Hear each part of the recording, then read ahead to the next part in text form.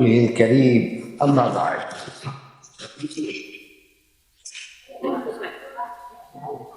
আল্লাহ তাআলা শুকর, আল্লাহ তাআলা আপনাদের সামনে আমাকে হাজির হওয়ার তৌফিক দান করেছে। এই জন্য আমি আল্লাহ তাআলার প্রশংসা করছি, বলি আলহামদুলিল্লাহ। আমার বয়ানের পূর্বে ঘোষণা দিতে মানা করেছি আমি, যা রীতি অনুযায়ী যা দেওয়া হয়। আপনারা তাবলীগের ইস্তেমা গেছেন না? এখানে কি আগে ঘোষণা দেন? আমি আসলে তাবলীগী মানুষ, আইসা পড়ছি রাজনীতিতে। আমার নাম হইল আবু রায়হান, পিতার নাম আব্দুল বসির। জন্ম আমার পূর্বধলা থানা কালীহর। 2 বছর বয়সে বালিয়া আমার ফ্যামিলির সাথে চলে আসি। এখানে বড় হই, ক্লাস 5 পর্যন্ত বালিয়া মাদ্রাসায়, বালিয়া স্কুলে পড়ি, 6 পর্যন্ত। ইতিমধ্যে 71-এর যুদ্ধ সংঘটিত হলো, দেশ স্বাধীন হলো। সিলেটে আল্লামা নুরুদ্দিন রহমাতুল্লাহ আলাইহি ওনার মাদ্রাসায় পড়াশোনা করেছি। এরপরে এর আগে বালিয়া 1 বছর পড়াশোনা করেছি, পাবনায় 1 বছর পড়াশোনা করেছি, খুলনায় 1 বছর পড়াশোনা করেছি। তারপরে শেষ আল্লামা নুরুদ্দিন রহমাতুল্লাহ আলাইহি ওনার মাদ্রাসায় সমাপ্ত করেছি। আল্লামা নুরুদ্দিন রহমাতুল্লাহ কি ছিলেন আপনারা কেউ দেখছেন? হাত তুলেন তো দেখি, কে কে দেখছেন? সুবহানাল্লাহ, মাশাআল্লাহ। উনি কি ভালো মানুষ ছিলেন? আমি ওনার বাড়িতে লজিং ছিলাম। 7 বছর উনি আমার ফজরের নামাজ দায়িত্ব দিচ্ছে আর নামাজ পড়ছে। এই সৌভাগ্য আমার হয়েছে। উনি 71 সনে জমিয়ত উলামা ইসলামের দল থেকে জেনারেল উসমানী, মুক্তিযুদ্ধের সর্বাধিনায়ক, নাম শুনেছেন? এই মৌচলা সবচেয়ে বড় কমান্ডার। ওনার সাথে ওনার বাড়ি আর ওই জেনারেল উসমানের বাড়ি 3 মাইল দূর। উনি প্রেসিডেন্ট ইলেকশন করতেন। শেখ মুজিবুর রহমান থেকে আলাদা হয়ে উনি আলাদা জনতা পার্টি করেছিলেন, প্রতিষ্ঠা করেছিলেন। সেখান থেকে শুধু প্রেসিডেন্ট ইলেকশন করতেন এই মৌচালা। ওনার সাথে আল্লামা নুরুদ্দিন রহমাতুল্লাহ আলাইহি আপনার ইলেকশন করেছে এই জমিয়ত উলামা ইসলামের দল থেকে, খেজুর গাছ মার্কা। জমিয়ত উলামা ইসলাম এমন এক দল, যে দল অত্যন্ত প্রাচীন। মুসলিম লীগের আগের দল, কংগ্রেসের আগের দল, বিএনপির আগের দল, আপনার জাতীয় পার্টি তো সেই দিনকার অনেক 100 বছর। এবং আলেমদের দল, নামই হইল জমিয়ত উলামা ইসলাম, আলেমদের দল। যে সমস্ত আলেমরা দারুল দেওবন্দের নাম শুনছেন না? দারুল দেওবন্দ যারা প্রতিষ্ঠা করেছেন, এই জমিয়ত উলামা ইসলামের প্রতিষ্ঠাতা তারাই। দারুল দেওবন্দকে উপমহাদেশে ইন্ডিয়া, ভারত, পাকিস্তান, বাংলাদেশের সমস্ত মাদ্রাসার জননী হলেন দারুল দেওবন্দ। এই দেওবন্দের মুরব্বীরা যারা অনেকেই মারা গেছেন, 2-1 জন এখনো আছেন, তারা ওইখানে 10 বছর 12 বছর পড়াশোনা করে আইসা এই দেশে আপনার কওমি মাদ্রাসা আপনার প্রতিষ্ঠা করেছে।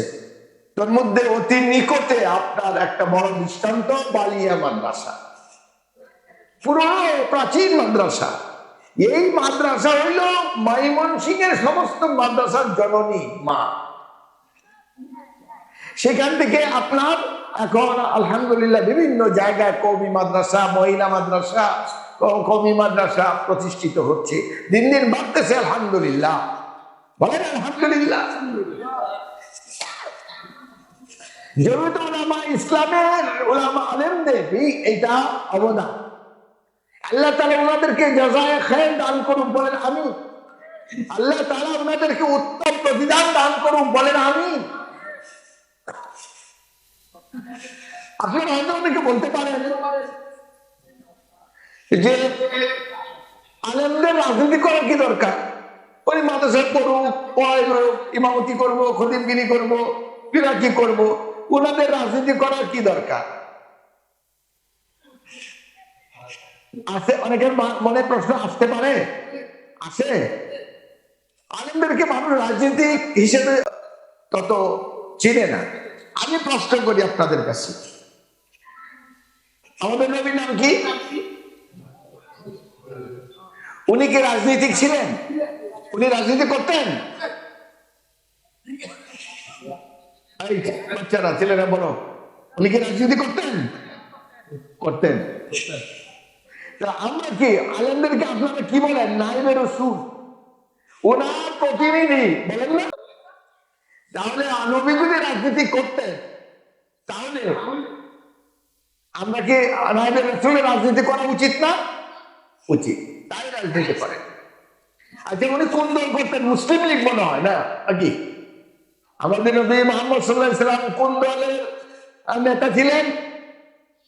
মুসলিম লীগ না আওয়ামী লীগ না বিএনপি না চরমোনাই? হ্যাঁ, কোন দলের নেতা ছিলেন? হ্যাঁ, মুসলিম লীগ। মুসলিম লীগ কবে প্রতিষ্ঠা হয়েছে? মুসলিম লীগের জন্ম কবে হয়েছে? 100 বছর হয়নি এখন। আমাদের নবী মুহাম্মদ সাল্লাল্লাহু আলাইহি ওয়াসাল্লাম 1400 বছরেরও অধিক বছর পার হয়ে গেছে ওনার জন্ম, 63 বছরে ওনার মৃত্যু। বলেন সাল্লাল্লাহু আলাইহি ওয়াসাল্লাম।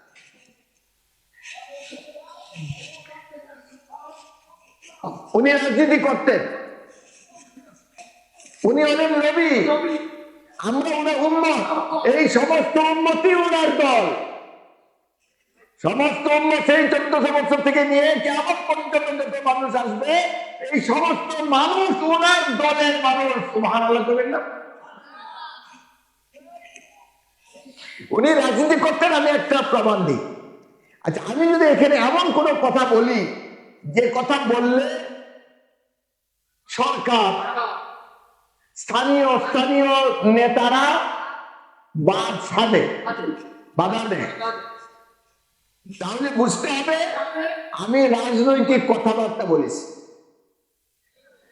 যে ওয়াজ করলে আপনার সরকারও রাজি হয় না, নারাজও হয় না, রাজিও হয় না, আর কোন নেতার কোন অসুবিধা হয় না, বুঝতে হবে এটা অরাজনৈতিক বক্তব্য। আমি কথাটা বুঝতে পারলাম? এবার দেখেন আমার নবী কি বলতেন। উনি বলার কারণে সেকালের নেতারা রাজি ছিল না নাখোশ ছিল, একটু দেখেন। রাসূলুল্লাহ সাল্লাল্লাহু আলাইহি ওয়াসাল্লামের প্রথম দাওয়াত ছিল কি বলতে পারেন? উনি সর্বপ্রথম কিসের দাওয়াত দেন? তাবলীগের গান নাই? তাবলীগ ওয়ালা তো ঠিক মতো এটা ভালো করে বলেন। কলিমার দাওয়াত কি বলতেন? কুলু লা ইলাহা ইল্লাল্লাহু তুফলিহুন। ইয়া আইয়ুহান নাস, হে মানুষেরা বলো লা ইলাহা ইল্লাল্লাহ তুফলিহুন, তাহলে তোমরা কামিয়াব হয়ে যাবে। দুনিয়াতেও কামিয়াব, আখিরাতেও কামিয়াব হবে। দুনিয়াতেও সম্মান পাবে, আখিরাতেও সম্মান পাবে। এই দাওয়াতের পরে কারা অসন্তুষ্ট হলো? কাফেররা এবং নেতারা। গরিব মানুষ না, গরিবেরা না, সাধারণ মানুষ না, নেত্রীরা, নেতৃবৃন্দরা আপনার নারাজ হয়ে গেল। আজাল তুমুল আলিয়াতা ইলাহু ওয়াহিদা ইন্নাহু লাশাইউন আজীব। এই নবী, হে মুহাম্মদ ইবনে আব্দুল্লাহ, তুমি এত রূপকে, এত মূর্তিকে, এত খোদাকে তুমি এক খোদা বানিয়ে দিলে। আশ্চর্য, এটা মেনে নেওয়া যায় না। সর্বপ্রথম যে বাধায় দাঁড়ালো সেটা হলো কুফার কুরাইশ এবং রুআসা কুরাইশ, কুরাইশ বংশের নেতারা বাদ সাধলো। বোঝা গেল যে এইটাই ছিল একটা রাজনীতি। নেতারা কেন নাখোশ হলো, নারাজ কেন হলো? কারণ হলো এই আওয়াজ, এই থিওরি, এই ধর্ম যদি বিজয় লাভ করে তাহলে তাদের আর নেতৃত্ব থাকবে না। তাই ওনার প্রথম কথাই ছিল রাজনীতি। তাই উনি একজন প্রাজ্ঞ, একজন হক ন্যায় রাজনীতিবিদ।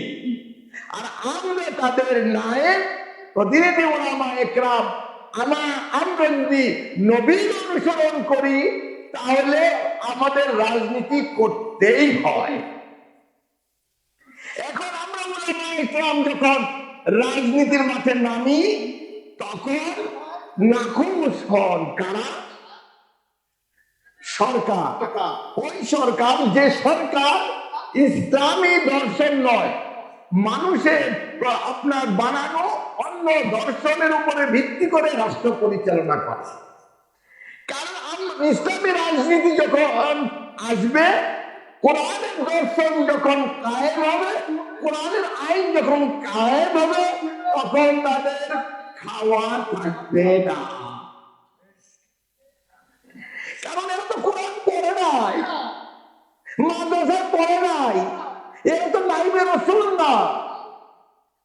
যখন কোরআন নিয়ে থামিয়ে রাখা হয়েছে দীর্ঘদিন, আর কতদিন?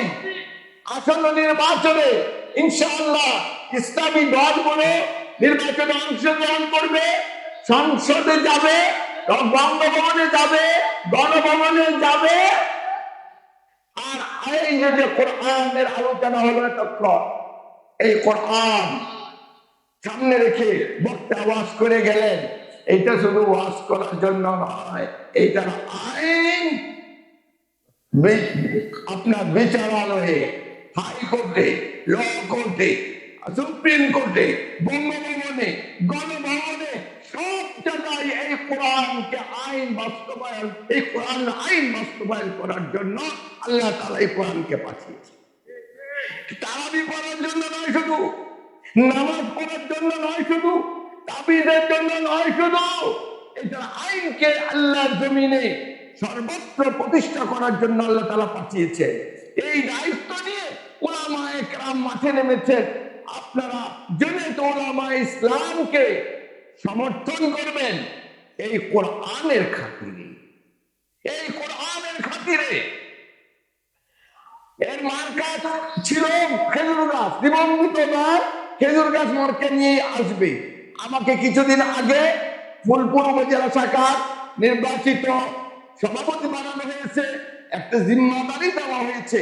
এই জিম্মাদারি সকল মুসলমানের কাছে, ফুলপুর কারাকান্দার সমস্ত মুসলমানের কাছে আমি বন্টন করে দিয়ে হালকা হতে চাই। আপনাদের কাছে জিম্মাদারি পৌঁছে দিয়ে গেলাম।